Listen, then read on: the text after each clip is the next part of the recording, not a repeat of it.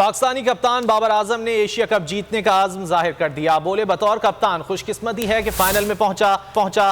पूरी टीम जान लड़ा रही है, तगड़ा फाइनल होगा, अच्छी क्रिकेट देखने को मिलेगी।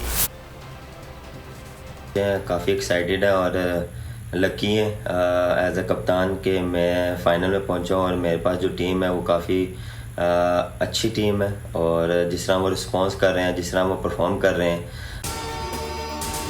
अगर आपको ये वीडियो पसंद आए तो लाइक पर क्लिक करें।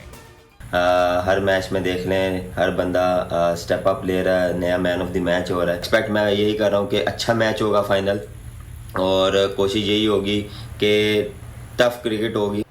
बोल किसी के भी दबाव में आकर अपने फैमिली मेंबर्स को अलहदा नहीं करेगा। बोल हमेशा आवाम की आवाज बनता रहेगा और आवाम के मसाइल दिखाता रहेगा। बोल की आवाम से खुसूसी दुआओं और साथ देने की अपील। सबसे ज्यादा व्यूज, सबसे ज्यादा रील्स और सबसे ज्यादा रेटिंग के साथ बोल अब भी नंबर 1 पोजीशन पर बरकरार।